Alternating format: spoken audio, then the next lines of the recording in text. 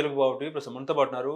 Higher education మాజీ chairman doctor professor Papireddy గారు ఉన్నారు. సార్ నమస్తే. నమస్కారం.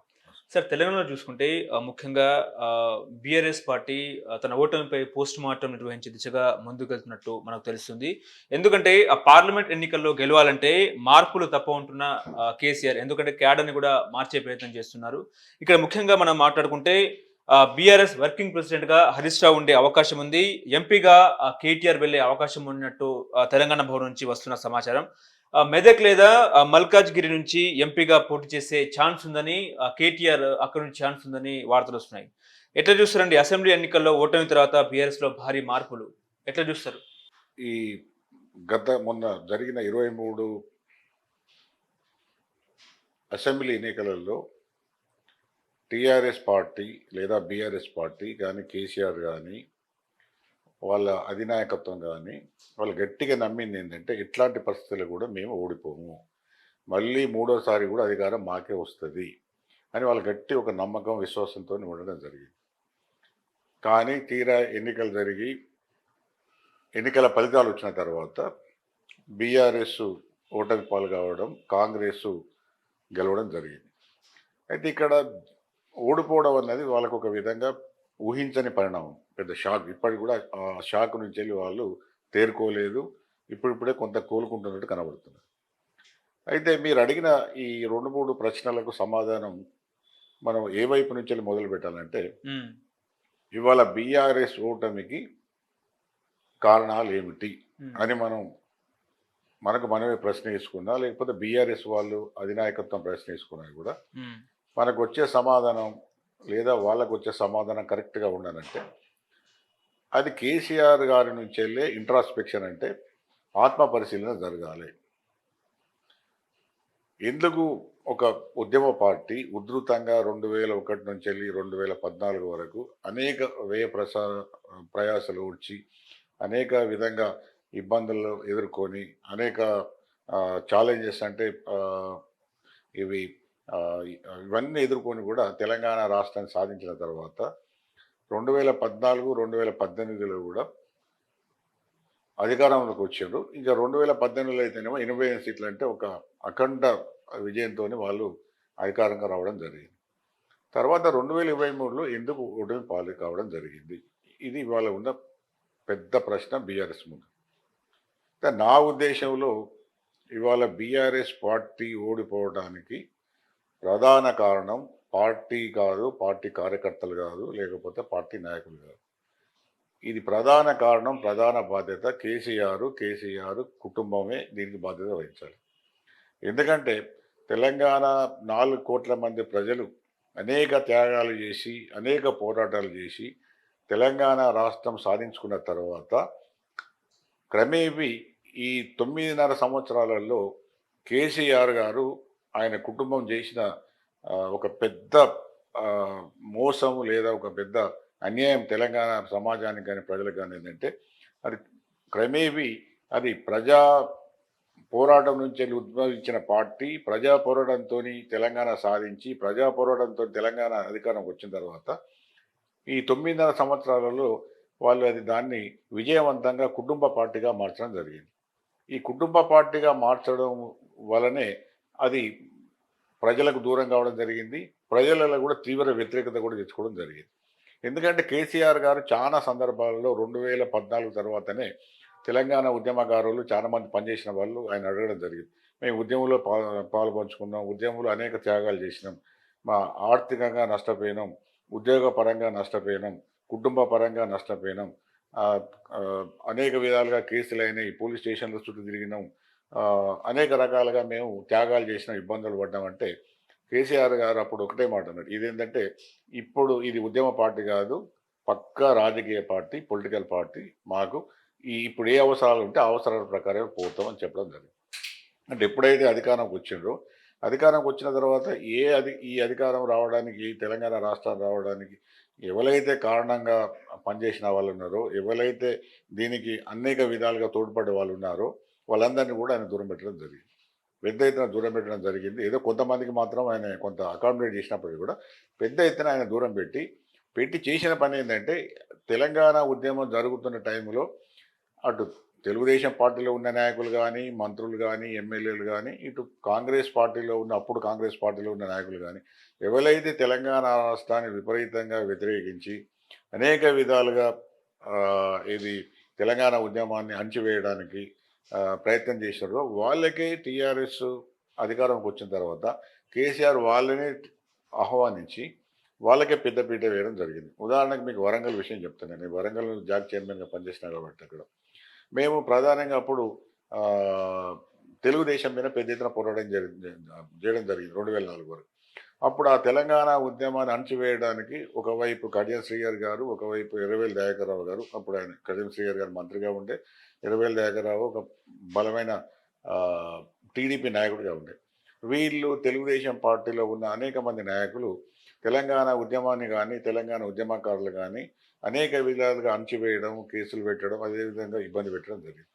ఆ తర్వాత 2004 తర్వాత కాంగ్రెస్ వచ్చిన తర్వాత కూడా కాంగ్రెస్లో ఉన్న మంత్రులు కానీ, కాంగ్రెస్ నాయకత్వం కానీ, తెలంగాణ ఉద్యమకారులు కానీ, ప్రజలను కానీ రకరకాలుగా ఇబ్బందులు పెట్టడం, పోలీస్ కేసులు పెట్టడం, ముఖ్యంగా పొన్నాల లక్ష్మయ్య గారి ఇంటివి ఒకసారి వాళ్ళు మా యూనివర్సిటీ కాకతీయ యూనివర్సిటీ విద్యార్థులు నిరసన తెలియజేయడానికి పోతే అక్కడ సోనియా గాంధీ మేడం బొమ్మ కింద పడ్డదని ఆ ప్రిటెక్స్ట్ ఆ కారణంతో పెద్ద ఎత్తున వాళ్ళని పిల్లలను కొట్టేయడం, అదే యాకూబ్ రెడ్డి కేసు అంటారు, అది పెద్ద ఎత్తున వాళ్ళను చిత్రహింసలు పెట్టడం, ఆ కేసు ఇప్పటికి కూడా సుప్రీంకోర్టులో నడుస్తుంది.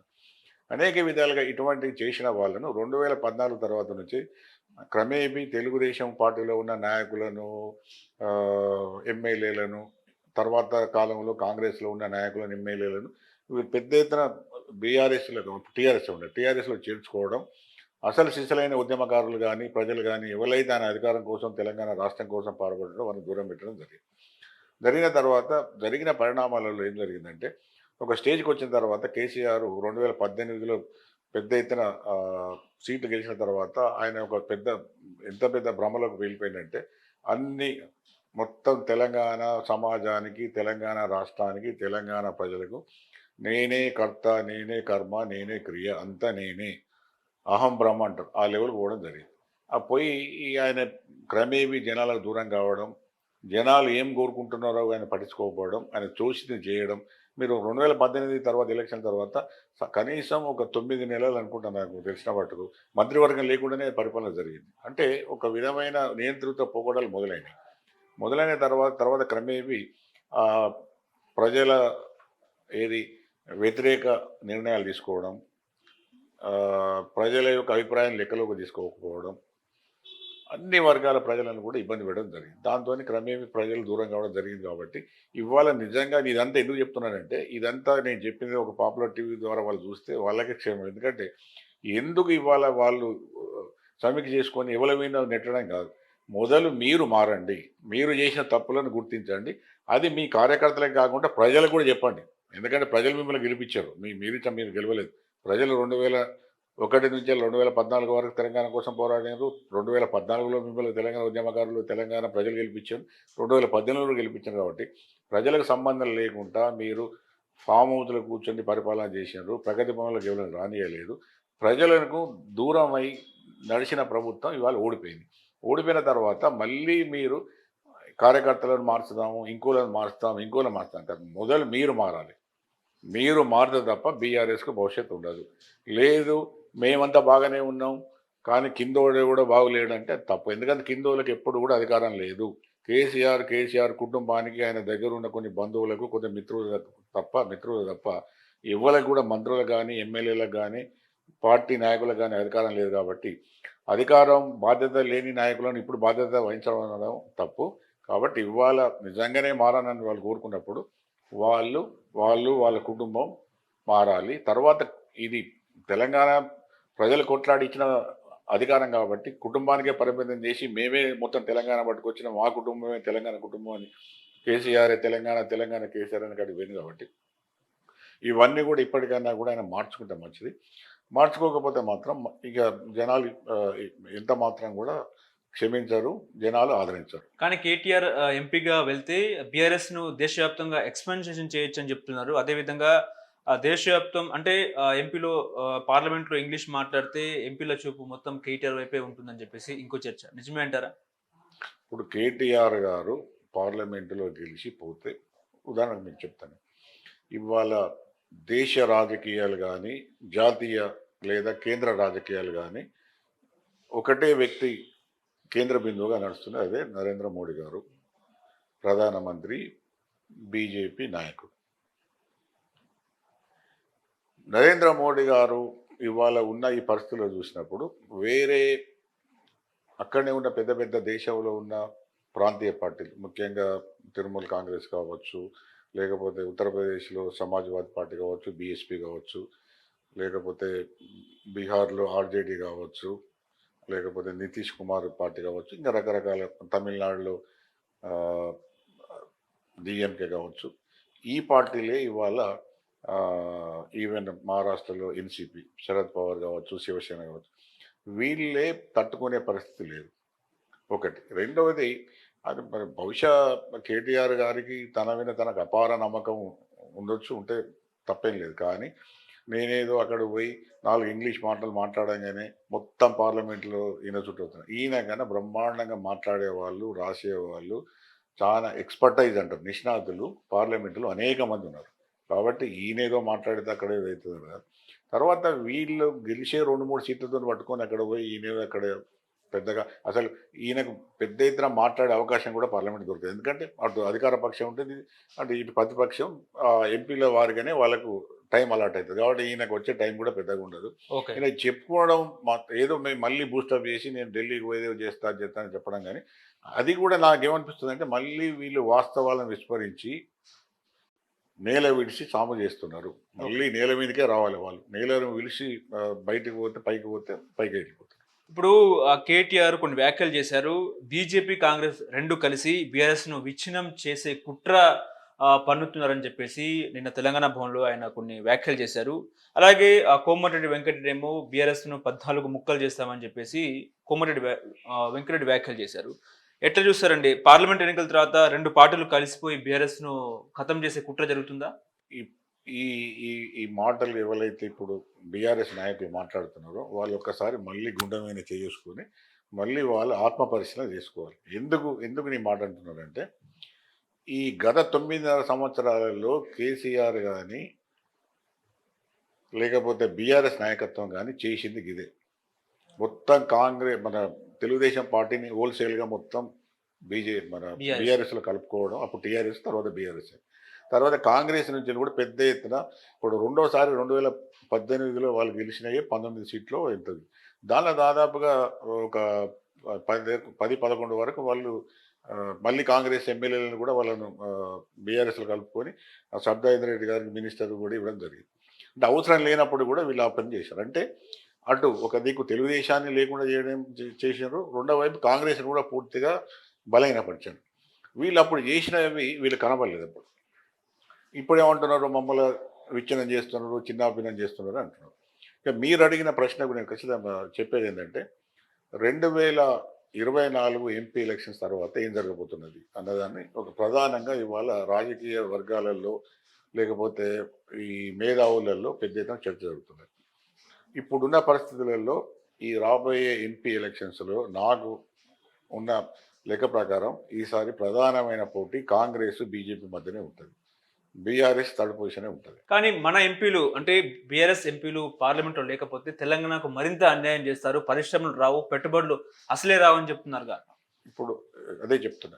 ఇప్పుడు వీళ్ళు ఏం మాట్లాడినప్పటికీ కూడా ఈ 9.5 సంవత్సరాలలో వీళ్ళు కేంద్రంలో కొట్లాడి ఎన్ని పరిశ్రమలు పట్టుకొచ్చారు, ఎంత ఉపాధి ఇక్కడ క్రియేట్ చేసినారు, ఎన్ని అవి అభివృద్ధి కార్యక్రమాలు చేపట్టారు అనేది మనకు తెలుసు. 9.5 సంవత్సరాలలో హైదరాబాద్లో జరిగిన అభివృద్ధి, అది అంతర్జాతీయ స్థాయిలో జరిగిన అభివృద్ధి. ఇక్కడ ఐటీ కానీ, ఫార్మా కానీ, లేకపోతే మిగతావి హైదరాబాదులో ఉన్న మూలధన సౌకర్యాలు ఎక్కువగా ఉన్నాయి కాబట్టి దాంతోనే వచ్చినాయి. కానీ పెద్దగా వీళ్ళు కొట్లాడి తెచ్చింది లేదు. కాబట్టి ఇప్పుడు ఎక్కడ పార్లమెంటులో ఎంపీలు లేకుండా వీళ్ళు ఏదో కొట్లాడతారన్నది అది అబద్ధం. అది వీళ్ళు సమర్థించుకోవడం కోసం చేసే పని. రెండోది ఏంటంటే, మీరు ఇంతకుముందు అడిగిన ప్రశ్న, ముఖ్యమైన ప్రశ్న ఏంటంటే, అటు ఒకవైపు కాంగ్రెస్, ఒకవైపు బీజేపీ బీఆర్ఎస్ను విచ్ఛిన్నం చేయడానికి ప్రయత్నం చేస్తున్నాయి. ఈ ప్రయత్నం ఈసారి తప్పకుండా జరుగుతుంది నా ఉద్దేశంలో. ఎందుకు జరుగుతుందంటే, బీజేపీ గత 5-6 సంవత్సరాల నుంచి తీవ్రంగా ప్రయత్నం చేస్తున్నది ఏంటంటే, తెలంగాణలో కనీసం 2వ స్థానానికి రావాలని. మొదటి స్థానం కాకుండా అధికారం రాకున్నా కూడా ప్రధాన ప్రతిపక్షంగా ఉండాలని కోరుకుంటాను కాబట్టి వాళ్ళకి ఇప్పుడు అవకాశం వచ్చింది. కాబట్టి నా ఉద్దేశంలో బీఆర్ఎస్ను దెబ్బతీసేది పొలిటికల్ అంటే ఇది రాజకీయంగానే, ఇది అనైతికల్ కాదు. రాజకీయాల్లో జరిగే అనేకమైన ఎత్తుగడల్లో జరిగే భాగమే. బీజేపీ ఈసారి బీఆర్ఎస్ను కొంత దెబ్బతీసే అవకాశం ఉన్నది. రెండో వైపు కాంగ్రెస్ కూడా ఈ వీ- వీక్ చేయడానికి అవకాశం ఉన్నది. ఎందుకు అవకాశం ఉన్నదంటే ఒకటేమో మెజారిటీ తక్కువ ఉన్నది. రెండవ వైపు ఏమో వీళ్ళు కూడా మాకు ఇది ఈ గవర్నమెంట్ 6 నెలల్లో పోతుంది, లేకపోతే ఇంకా 3 నెలల్లో పోతుంది, దీనిలో నుంచి కొందరు మా వైపు వస్తున్నారని బీఆర్ఎస్ పదే పదే ప్రకటనలు చేస్తున్నది. ఒకవైపు సంజయ్ కూడా బీజేపీ నాయకుడు కూడా చేస్తున్నారు. కాబట్టి ఇవన్నీ కొంత ఈ ఈ రకరకాల ఈ అభిప్రాయాలు ఉన్నాయి కాబట్టి దానికి ప్రతిక్రియగా కాంగ్రెస్ వాళ్ళు ఏమంటున్నారంటే మా జోలికి వస్తే మేము బీఆర్ఎస్ నుంచి పెద్ద ఎత్తున మేము కూడా మా పార్టీలు తీసుకుంటామని చెప్పడం జరుగుతుంది. కాబట్టి ఇవన్నీ రాజకీయ వ్యాఖ్యానాలు, రాజకీయంగా జరుగుతున్న మన ముఖ చిత్రం. ఇక కోమటిరెడ్డి వెంకటరెడ్డి గారు మాట్లాడిన దాంట్లో ఆయన మామూలుగా అన్నాడు, మేము 14 ముక్కలు చేస్తాం అదంటే దానిలో అర్థం ఏంటంటే ఒకవేళ మీరు కాంగ్రెస్ నువ్వు ఏమైనా అంటే ఈ కోవట్టు విషయాలలో ఏమైనా చేయదలిస్తే మాత్రం మేము కూడా ఊకుంటామని చెప్పడానికి చేసిన అది ఓకే. వ్యాఖ్యానం లేదా కామెంట్. ఇప్పుడు కేటీఆర్ చెప్తున్నారు మరో 2-3 నెలల్లో బీఆర్ఎస్ అధికారము రేపు మాపు పులి బయటకు వస్తుంది, ఇక అసెంబ్లీలో భూకంపమే అని చెప్పేసి ఆయన స్టేట్మెంట్ ఇస్తున్నారు. ఎట్లా చూస్తారండి? 2-3 నెలల్లో వాళ్ళు కూడా పవర్లోకి వస్తామని చెప్తున్నారు. ఏ రకంగా పవర్లోకి వస్తారు? అంటే ప్రభుత్వాన్ని కూలుస్తారా, లేకపోతే క్యాడర్లో జోష్ నింపేందుకే ఇలాంటి వ్యాఖ్యలు చేశారా అంటే ఏం చెప్తారు? ఇప్పుడు వాళ్ళు అధికారం కోల్పోయే 1.5 మంత్ కూడా అంటే నెల కన్నా కొద్దిగా ఎక్కువైంది అంతే. 45 రోజులు. 45 రోజులు కావచ్చు. ఇప్పుడే ఈ అధికారం కోల్పోయి 45 రోజులకే ఇంత అసహనంతో ఇంత ఆక్రోషంగా మాట్లాడడం అర్థం లేదు. ఒకటి ఇప్పుడు వీళ్ళు ఈ ఈ ప్రభుత్వానికి ప్రజలు 65 సీట్లు ఇంక్లూడింగ్ సిపిఐ సీట్లతో 65 సీట్లు అంటే ఒక స్పష్టమైన ప్రజా తీర్పు, అంటే పీపుల్స్ మ్యాండేట్ అంటారు. ప్రజా తీర్పు అనేది తెలంగాణ ప్రజలు ఇప్పుడున్న ప్రభుత్వానికి ఇవ్వడం జరిగింది. ఈ ప్రభుత్వం ఎట్లా కూలిపోతుంది, రెండు సంవత్సరాల మళ్ళీ బీఆర్ఎస్ ఎట్లా వస్తుంది అనేది వాళ్ళే చెప్పాలి. ఒకటి. రెండోది ఏంటంటే ఇటువంటి ప్రకటనలు కేటీఆర్ కానీ బీఆర్ఎస్కి మన హరీష్ రావు గారు కానీ లేకపోతే మిగతా బీఆర్ఎస్ నాయకులు చేస్తున్నారు కాబట్టి కాంగ్రెస్ వాళ్ళు కోమటిరెడ్డి వెంకటరెడ్డి గారు 14 ముక్కలు చేస్తామన్నది ఇటువంటి కాంటెస్ట్లు దృష్టి పెట్టుకొని ఆయన చేస్తున్నారు. కాబట్టి వీళ్ళు అనుకున్నట్టుగా కాంగ్రెస్ ప్రభుత్వం కూలిపోయే అవకాశాలు లేవు. రేపు ఒకవేళ పొరపాట్ల వీళ్ళకు ఈ 2024 పార్లమెంటు ఎన్నికలలో ఒకవేళ కనీసం 3-4 సీట్లు రాకపోతే ఈ ఉన్న పార్టీ కూడా పెద్ద ఎత్తున దెబ్బతినే అవకాశం ఉన్నదనేది చాలామంది కూడా ఎక్స్పెక్ట్ చేస్తారు. బీఆర్ఎస్ ఎంపీ ఎలక్షన్స్ తర్వాత ఉండకపోవచ్చు, అది అనేకమైన ముక్కలుగా కావచ్చు. ఇంకొక వర్గం కూడా గట్టిగా చెప్పేది ఏంటంటే హరీష్ రావు తన నాయకత్వంలో 10-15 మంది ఎమ్మెల్యేలు తీసుకొని ఆయనే బీజేపీకి వెళ్ళిపోయి బీజేపీ నాయకత్వం వహించవచ్చు, బీజేపీ తెలంగాణ రాష్ట్ర నాయకత్వం వహించవచ్చు అనేది కూడా ఒకటి నడుస్తుంది. కాబట్టి ఇవన్నీ రకరకాలుగా బీజేపీ మీదనే ప్రశాంతం కాదు, బీజేపీ మీదనే ప్రశ్నలు ఎక్కువ వస్తుంది. 24 ఎంపీ ఎలక్షన్స్ తర్వాత ఈ పార్టీ పరిస్థితి ఏంటిది, ఇది ఏ విధంగా ఉండబోతున్నది అనేది జరుగుతుంది. కాబట్టి కాంగ్రెస్ వినే కాదు జరిగేది బీఆర్ఎస్ వినే చర్చ జరుగుతున్నది. బీఆర్ఎస్ ఉంటుందా పోతుందా అనేది నడుస్తుంది. ఇప్పుడు కేటీఆర్ కాంగ్రెస్ పార్టీపై కొన్ని వ్యాఖ్యలు చేశారు. కాంగ్రెస్ పార్టీలో ఏక్నాథ్ షిండే, సీఎం రేవంత్ రెడ్డి, అతని రక్తంలోనే బీజేపీ ఉంది అని చెప్పేసి కేటీఆర్ చెప్తున్నారు. రాహుల్ గాంధీ అదానిని దొంగ అంటుంటే రేవంత్ రెడ్డి మాత్రం దొర అంటున్నారని చెప్పేసి కేటీఆర్ వ్యాఖ్యలు ఎట్లా చూస్తారండి? దావోస్లో అదాని పెట్టుబడుల పరిశ్రమలు తెలంగాణకి. ఇప్పుడు నందు గారు ఈ ఆయన ఏక్నాథ్ షిండే ఆయన రక్తంలోనే బీజేపీ ఉన్నది. ఇవన్నీ కూడా ఆయన ఎప్పుడు కూడా బీజేపీ పార్టీ మెంబర్గా తీసుకోలేదు, బీజేపీ పార్టీలు కూడా పనిచేయదు. ఆయన రాజకీయ ప్రస్తావన ఇండిపెండెంట్గా మొదలై తర్వాత కొన్ని రోజులు కాంగ్రెస్, కొంత టీడీపీ, మళ్ళీ దీనిలోకి వచ్చింది టీఆర్ఎస్లో కూడా వచ్చాడు. అప్పుడు టీఆర్ఎస్లోకి వచ్చింది, మళ్ళీ కాంగ్రెస్లోకి వచ్చాడు.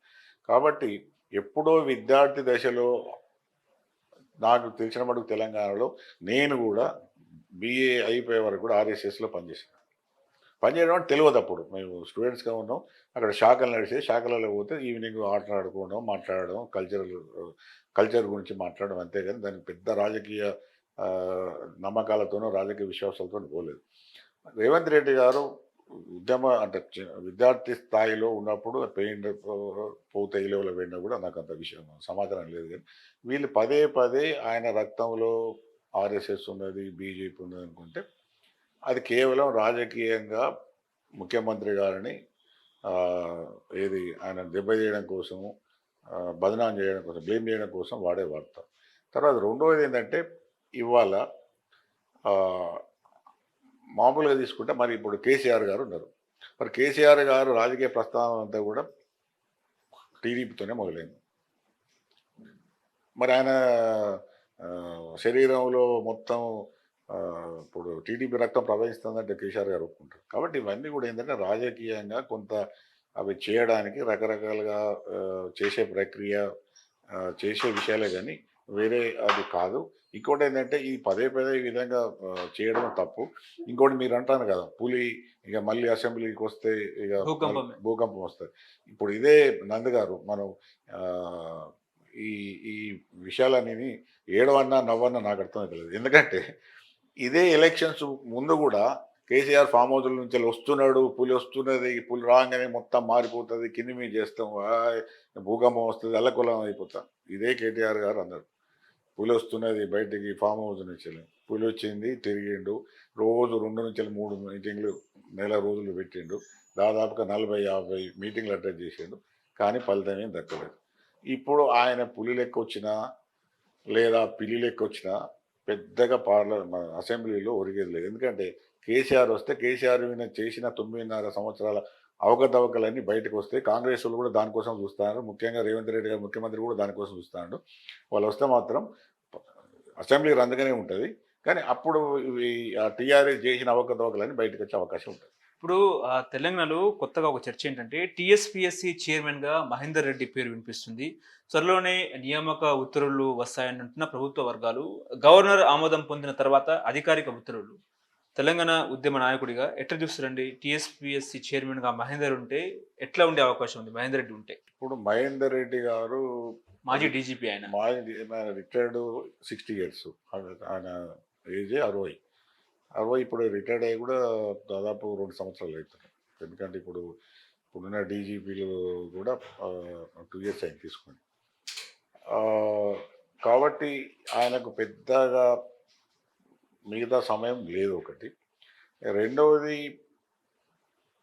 ఒకవేళ ఎక్స్ బ్యూరోక్రాట్ అంటే నాకు తెలిసిన మట్టుకు ఈ ఎక్స్ డీజీపీగా అంటే ఫార్మర్ డీజీపీగా పేరువాల రాములు కూడా పెట్టడం జరిగింది ఒకప్పుడు. ఓకే.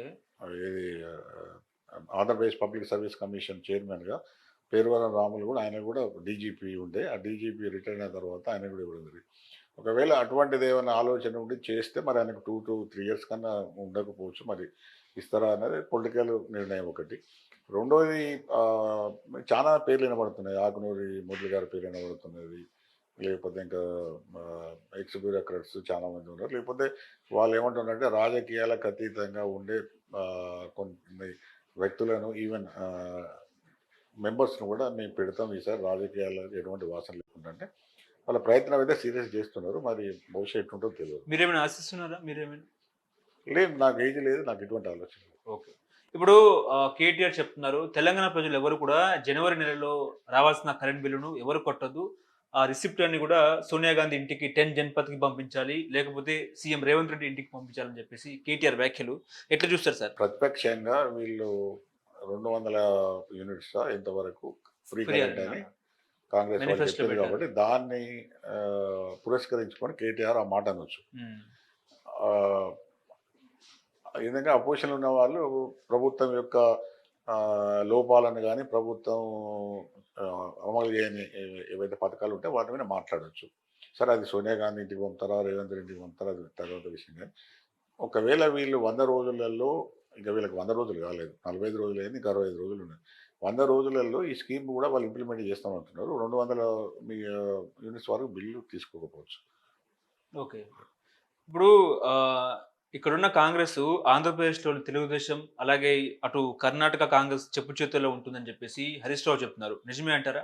అది తప్పు. ఎందుకంటే ఏ పార్టీ కూడా ఇప్పుడు కేంద్రం అంటే ఈ కాంగ్రెస్కు ఒక కేంద్ర నాయకత్వం ఉంటుంది. కేంద్ర నాయకత్వం ఢిల్లీలో ఉంటుంది. దాని అధినాయకులు మామూలుగా చెప్పదలుచుకుంటే కాంగ్రెస్ ప్రెసిడెంట్ మల్లికార్జున ఖర్గే గారు. తర్వాత కాంగ్రెస్ పార్టీ మూల స్తంభాలు ఎవరంటే సోనియా గాంధీ మేడం గారు, అటు రాహుల్ గాంధీ గారు, ఇంకా కొంత ప్రియాంక గాంధీ. పోతే ప్రియాంక గాంధీ గారు. అంటే వీళ్ళందరూ వే ముఖ్యమైన అంశాలు అక్కడ.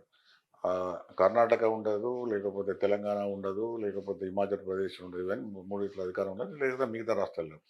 కా- కాంగ్రెస్ పార్టీకి అధినాయకత్వం ఉంటుంది కాబట్టి, అధినాయకత్వం మూలం కాబట్టి వయా కర్ణాటక లేకపోతే వయా బెంగళూరు అనేది ఏముండదు. ఇవి కావాలని రాజకీయంగా చేసే ప్రకటన లేదు తప్ప. ఎందుకంటే ప్రతి విషయం కూడా కేంద్రమే అంతిమ నిర్ణయం, అంతిమాధికారం ఉంటుంది కాబట్టి కేంద్రం కూడా ఇప్పుడు క్రియాశీలకంగానే ఉన్నది. కేంద్రం అంటే కేంద్ర కాంగ్రెస్ నాయకత్వం.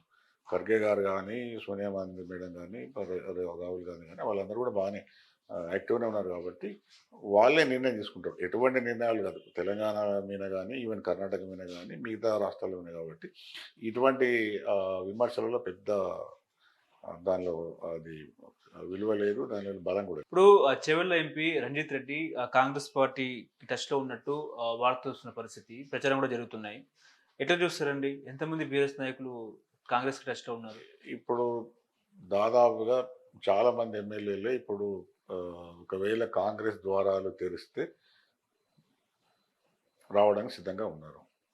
ఇప్పుడు రాబోయే మన ఎంపీ ఎలక్షన్స్లో బీఆర్ఎస్ గెలిచే అవకాశాలు చాలా తక్కువగా ఉన్నాయి కాబట్టి చాలామంది ఒకవేళ కాంగ్రెస్ ఇప్పుడు ఇవాళ ప్రధాన పోటీ కాంగ్రెస్కు అటు బీజేపీ మధ్యనే ఉంటుంది కాబట్టి చాలామంది బీజేపీకి పోలేని వాళ్ళు కాంగ్రెస్కి వచ్చే అవకాశం ఉంటుంది. ఎందుకంటే చేవెళ్ళలో ఆల్రెడీ కొండా విశ్వేశ్వరరెడ్డి గారు బీజేపీ తరఫున ఉన్నాడు కాబట్టి ఈ రేవంత్ రెడ్డి గారికి బీజేపీ మన రంజిత్ రెడ్డి గారికి బీజేపీ పోయే అవకాశం లేదు. కాబట్టి ఇప్పుడు ఒకవేళ చేవెళ్ళలో బలమైన నాయకుడు కాంగ్రెస్కు ఆయనే ఉండే కొండా విశ్వేశ్వరరెడ్డి గారే ఉండే. కొండా విశ్వేశ్వరరెడ్డి గారు ఎప్పుడైతే కాంగ్రెస్కు రాజీనామా చేసి బీజేపీలో జాయిన్ కావడం జరిగిందో ఇప్పుడు కొంత మేరకు ఎంపీ స్థాయి నాయకులలో కొంత వ్యాక్యూమ్ ఉన్నట్టుగా కాంగ్రెస్లో ఉన్నది కాబట్టి ఒకవేళ ఆయన అధినాయకత్వం కాంగ్రెస్ కలిసి ఒకవేళ రంజిత్ రెడ్డి ఇంట్లో కలుస్తామంటే కలుపుకోవచ్చు. అది పెద్ద విషయం కూడా ఏం కాదు. ఓకే. ఇప్పుడు లోక్సభ ఎన్నికల్లో ఏ పార్టీకి ఎన్ని సీట్లు వచ్చే అవకాశం ఉంది తెలంగాణలో? ఇప్పుడు మనం అంటే నిష్పక్షపాతంగా ఆ, మనం ఒక అనాలిసిస్ ప్రకారం పోతే ఈ మన పోయినసారి 65 సీట్లు కాంగ్రెస్కు రావడం జరిగింది. దీని గురించి సిపిఐతోనే 39 సీట్లేమో బీజేపీకి రావడం జరిగింది, మన బీఆర్ఎస్కి రావడం జరిగింది. 8 సీట్లు వీళ్ళకు బీజేపీకి రావడం జరిగింది. తర్వాత 7 సీట్లు ఎంఐఎంకి రావడం జరిగింది. కాబట్టి మనకు మొత్తం 17 సీట్లలో మళ్ళీ హైదరాబాద్ సీటు ఎంఐఎం పోతుంది. ఇక పోతే మిగతా 16 సీట్లలో మనం కాంగ్రెసు మొత్తం రూరల్ ప్రాంతంలో బాగా గెలవడం జరిగింది. కరీంనగరు, వరంగల్, ఖమ్మం, నల్గొండ, మహబూబ్ నగరు ఇట్లా పెద్ద ఎత్తున అవి గెలవడం జరిగింది. అయితే మొత్తం మొన్న చూసుకుంటే ఓట్ల పర్సెంటేజ్లో దాదాపు 2% మాత్రమే డిఫరెన్స్ ఉన్నట్టుగా కనబడుతుంది. ఇది కాంగ్రెస్కు బీఆర్ఎస్కు.